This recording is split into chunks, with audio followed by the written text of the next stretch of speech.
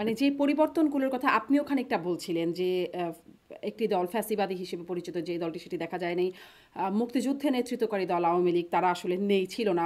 অন্যদিকে বিরোধিতাকারী দল জামাত ইসলামী তারা ছিল সক্রিয়। এই মাসেই মানে এই মাসের পুরোটা যদি বলি, জাতীয় স্লোগান বাতিল হলো, জয় বাংলা স্লোগান বাতিল হলো, যেটি ছিল আগে জাতীয় স্লোগান করা হয়েছিল। ছাত্ররা, বৈষম্য বিরোধী ছাত্রনেতারা বরং অন্য একটি স্লোগান তাদের মুখে মুখে ইনকেলাব জিন্দাবাদ। আগে আমরা দেখেছি, মানে আপনি বলছিলেন যে কিছু পরিবর্তনের কথা, বঙ্গবন্ধুকে নিয়ে অতি প্রচার দেখতাম, বিভিন্ন জায়গায় মাইকে বাজানো হতো, ভাষণ চলতো সারা বাংলাদেশ জুড়ে একদম। সেটি তো একদমই নাই, বরং কোথাও আসলে নেই শেখ মুজিবের নাম। তাকে বরং ফ্যাসিবাদের জনক এরকম একটা তকমা দেওয়া হয়েছে সম্প্রতি। তাকে জাতির জনকও মানা হচ্ছে না এই সময় সরকার এর পক্ষ থেকে, মানে সরকার মানে না এরকমটি বলছেন। ২৪ এবং ৭১কে সমমর্যাদায় দেখতে চাচ্ছেন ছাত্রনেতাদের অনেকেই। বৈষম্য বিরোধী ছাত্রদের একটি রাজনৈতিক প্ল্যাটফর্ম নাগরিক ঐক্য, জাতীয় নাগরিক কমিটি, তারা দেখছিলাম ডিজিটাল যে পোস্টার, সেখানে একসাথে ২৪ এবং ৭১কে মোটামুটি সমপর্যায়ে। আপনার কি মনে হয়, মানে এই বিষয়গুলো, আপনিও বলছিলেন যে পরিবর্তন যেগুলো চোখে এসেছে বা আপনি দেখেছেন, সাধারণ মানুষের কাছে এই বিষয়গুলো কিভাবে যাচ্ছে?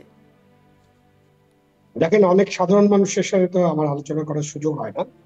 সাধারণ মানুষের তো নানান মতামত, এবং কিছু কিছু, এই যে আমরা ম্যান অফ দি স্ট্রিট যাদেরকে বলি, তাদের মতামত কিছু কিছু মিডিয়াতে মাঝে মাঝে প্রচার করা হয়, কিন্তু সেটাই তো সব মতামত নয়।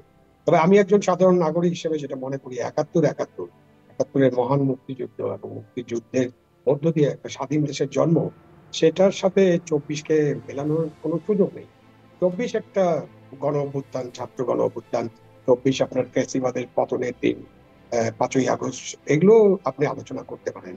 আপনি যে কি দ্বিতীয় বিপ্লব, দ্বিতীয় স্বাধীনতা বা বিপ্লব, কারণ প্রথম বিপ্লবের কথাটি চিন্তা করি, যে যারা যারা বিপ্লব করছেন, বিপ্লবের সঙ্গে আপনি জানেন, আমি জানি, আমাদের সাধারণ মানুষরাও কেউ কেউ জানেন, বিপ্লব মানে হচ্ছে একটা আমূল পরিবর্তন। এবং এটা সমাজতান্ত্রিক বিপ্লবের উদাহরণ দেওয়া যায়, চীনে হয়েছে, রাশিয়ায়, ভিয়েতনামে, কিউবায়, অনেক দেশের নাম বলা যায়। আবার ফ্রেঞ্চ রেভলিউশন হয়েছে, ওখানেও বিপ্লব হয়েছে। তো বিপ্লব মানে হচ্ছে যে একটা ব্যবস্থার আমূল পরিবর্তন। এবং যারা মার্কসিস্ট বা যারা বিপ্লব নিয়ে অনেক চিন্তা ভাবনা করেন, বা যারা পলিটিক্যাল সায়েন্টিস্ট, তারা জানেন এটা একটা ক্লাস থেকে আরেকটা ক্লাসের হাতে ক্ষমতা যায়। সুতরাং ২৪-এর যে ৫ই আগস্ট এবং তার আগ পর্যন্ত, যেটাকে ৩৬শে জুলাই বলা হয়, আমরা তো ৩৬ জুলাই বলি, কিন্তু সারা পৃথিবী তো আর এটাকে ৩৬ জুলাই বলবে না, এটা ক্যালেন্ডার। তো আমরা আমাদের ইমোশন দিয়ে অনেক কিছু বলতে পারি। সুতরাং এটা বিপ্লবের ধারে কাছেও ছিল না, এটা বিপ্লব নয়, এটা আমাদেরকে বুঝতে হবে। আর যারা আন্দোলন করতেন তরুণ, তাদেরকে এটা বুঝতে হবে। তারপর ধরেন দ্বিতীয় স্বাধীনতা। দ্বিতীয় স্বাধীনতা বলতে কি? স্বাধীনতা একবারই ঘটেছিল, সেটা এই ১৫ই ডিসেম্বর ১৯৭১ সালে পাকিস্তানি বাহিনীর এই রেসকোর্স, আমি যেখানে আছি তার থেকে খুব কাছে, এখানে বিকাল ৪টার দিকে পাকিস্তান বাহিনীর ৯৭,০০০ ৯৬,০০০ সৈন্য সারেন্ডারের মধ্য দিয়ে, তাদের জেনে নিয়ে আসবে, সারেন্ডারের মধ্য দিয়ে একটা স্বাধীন দেশের জন্ম হয়েছিল, সেটার নাম স্বাধীনতা।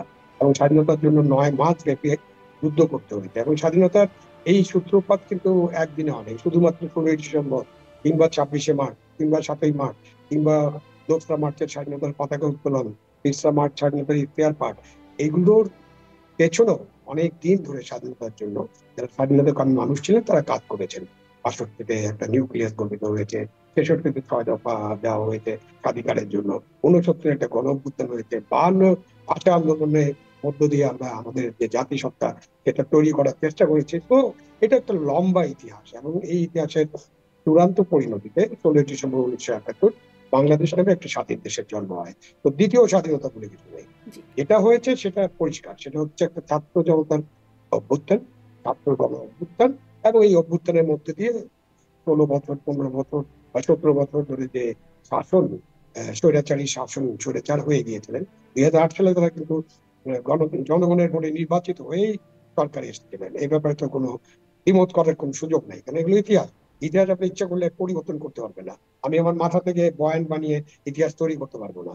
বাট ১৪ সালের পর থেকে গত ১০ বছরে তারা একটা কর্তৃত্ববাদী শাসন, একটা ফ্যাসিবাদী শাসন, তৈল শাসন, খুন খুন, ভোট নাই, রাতে ভোট, দিনে অনেক দিনে কোনো ভোট হয় না, দিনের বেলা শুধু বাক্স ভরা হয়, আবার আমি তুমি ডামি, এইসব নির্বাচনের মধ্যে দিয়ে পুরো গণতান্ত্রিক ব্যবস্থাকে ধ্বংস করা হয়েছে।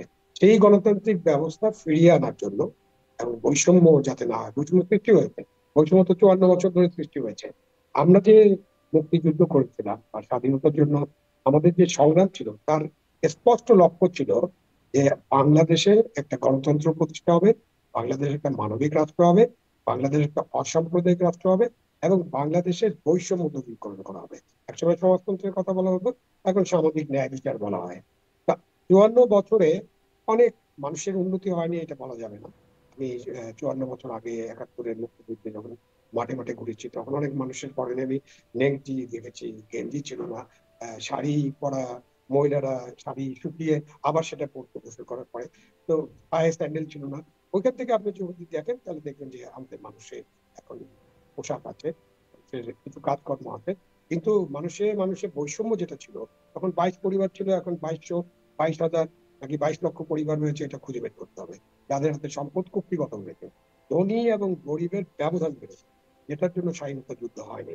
সুতরাং আজকের যে ছাত্র গণ অভ্যুত্থান, এখানেও কিন্তু ছাত্রদের পরে গণমানুষের যে পার্টিসিপেশনটা আপনি দেখেছেন বা আমরা দেখেছি, ভিডিও ফুটেজও আছে আমাদের সকলের কাছে, সবাই দেখতে পারে ইচ্ছা করলে, যে সেখানে সাধারণ মানুষের অংশগ্রহণ ছিল। মুখের মজুর, রিক্সাওয়ালা, ছোট দোকানদার, ফুটপাতে যিনি চা বিক্রেতা, এরকম অনেক মানুষের অংশগ্রহণ ছিল এবং অংশগ্রহণটা ছিল দ্রব্যমূল্যের কষাঘাতে তারা জর্জরিত ছিলেন। তারা সিন্ডিকেটের দাপটে তারা ঠিকমতো জীবন যাপন করতে পারেন না। তারা যে আয় করতেন, আয় বৈষম্য এমন ভাবে সৃষ্টি হয়েছিল, সেই আয় দিয়ে তারা সংসার নির্বাহ করতে পারতেন না।